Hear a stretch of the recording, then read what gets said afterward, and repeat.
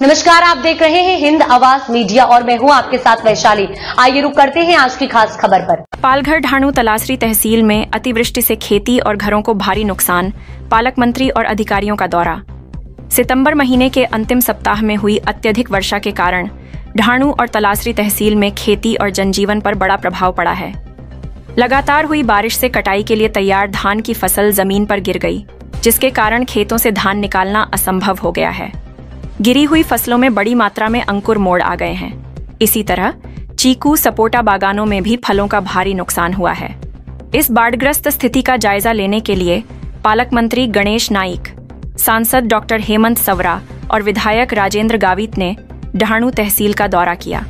इस अवसर पर जिलाधिकारी डॉक्टर इंदुरानी जाखड़, मुख्य कार्यकारी अधिकारी मनोज रानडे, जिला कृषि अधिकारी नीलेश भागेश्वर, तहसीलदार सुनील कोली, गट विकास अधिकारी पल्लवी सस्ते, उप विभागीय कृषि अधिकारी तरुण कुमार वैती और तहसील कृषि अधिकारी अनिल नरगुलवार उपस्थित थे। मंत्री गणेश नाइक ने अधिकारियों को शीघ्र पंचनामे तैयार कर सरकार को भेजने के निर्देश दिए और किसानों को यह भरोसा दिलाया कि उन्हें शासन की ओर से हर संभव सहायता दी जाएगी।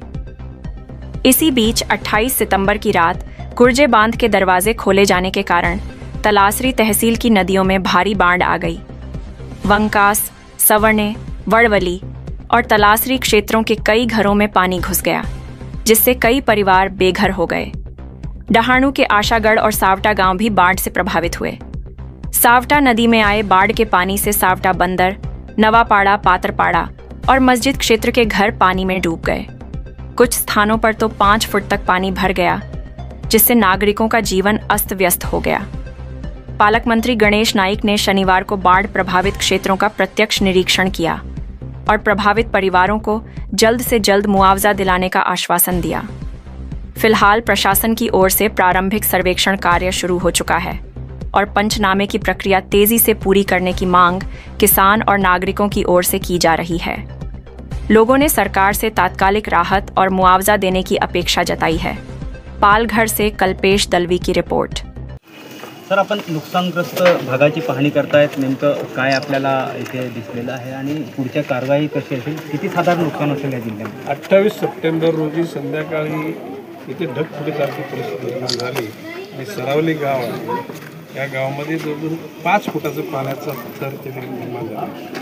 मी आता काही घरांमध्ये जाऊन बघितलं तर भिंतींवर तशा प्रकारचे रेषा आहेत। लोकांचं अन्नधान्य संपलं, त्यांची अंथरूण, पांघरूण, कपडे, लत्ते, मुलांची पुस्तकं पण। परंतु तहसीलदार इथले त्यांनी अन्नधान्याचं वाटप सुरू केलेलं आहे। किंबहुना मी निर्देश दिले की मुलांच्या वह्या, पुस्तकं वगैरे असतील ती लगेच तातडीनं माहिती घ्या, गुरुजीकडून माहिती घेऊन लगेच त्यांना पुस्तकं, वह्या, त्याला काय जे गरजेचं असेल, कंपास पेटी, रंगपेटी या सगळ्या दिल्या जातील आणि त्याचबरोबर मदत पुनर्वसन खात्यामार्फत इथल्या पंचनाम्याच्या अनुषंगानं राज्य शासनाकडून जी योग्य मदत आहे ती दिली जाईल। सर, भात शेतीचं देखील मोठ्या प्रमाणात नुकसान झालं। साधारणतः 75,000 हेक्टर भात शेती पालघरमध्ये आहे, त्याचं मोठ्या प्रमाणात नुकसान झालं। कसे पंचनामे करत काय तशा प्रकारचे सुद्धा पंचनामे केले जातील। त्याच्यामध्ये जितकं नुकसान झालेलं आहे जो संपूर्ण महाराष्ट्रामध्ये, म्हणजे आता आपल्या ठाणे जिल्ह्यामध्ये हा एवढा ढाणू तालुक्यात ठाणे पालघरमध्ये, परंतु मराठवाड्यामध्ये नांदेड, या ठिकाणी संपूर्ण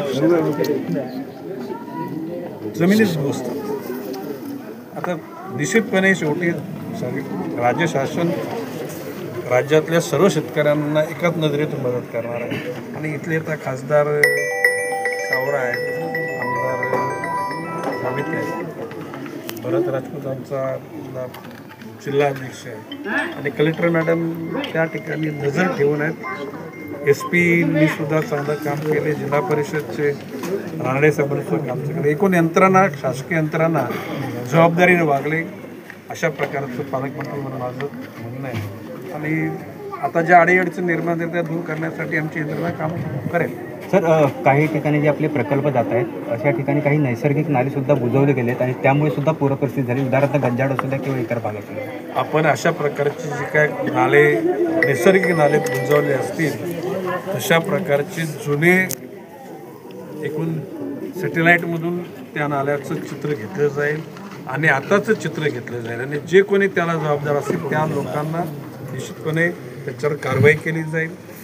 आता अजाणतेपणे काही लोकांनी केले असेल त्यांना समज दिली जाईल आणि पूर्ववत असलेले नाळे हे त्या ठिकाणी दुरुस्त केले जातील. आता त्याचबरोबर आता एका तरुणाने मला सांगितलं ते मँग्रोव्ज आहे, मँग्रोव्जच्या अस्तित्वामुळे त्या ठिकाणी पाणी बाहेर निघण्यासाठी अडथळा येतो.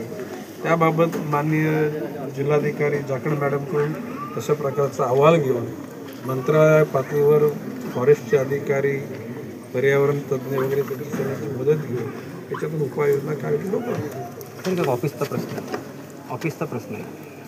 म्हणजे ऑफिस रिक्वायरमेंट प्रश्न आहे, राजकीय आहे, विचार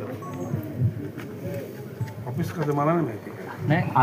राजकीय प्रश्न आहे. हां, ऑफिसचा प्रश्न आहे. तर ज्या महानगरपालिकांच्या निवडणुका येत आहेत, नवी मुंबई महानगरपालिका सुद्धा याच्यामध्ये आहे, आपण युतीमध्ये लढणार आहात का कसं लढणार आहात? कारण दसरा मेळाव्याच्या दिवशी एकनाथ शिंदेने सांगितलं आम्ही सगळीकडे युतीमध्ये लढणार आहोत. हे बघा, राज्याचे मुख्यमंत्री देवेंद्रजी फडणवीस यांनी काही वक्तव्य केलेले आहेत.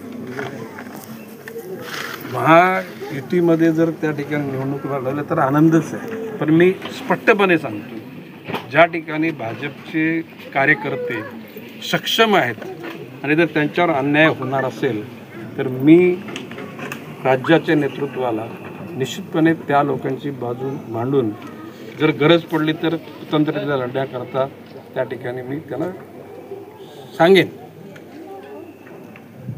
पुरेसे झालं. अब तक के लिए इतना ही. वीडियो को लाइक और शेयर करें और चैनल को सब्सक्राइब करें.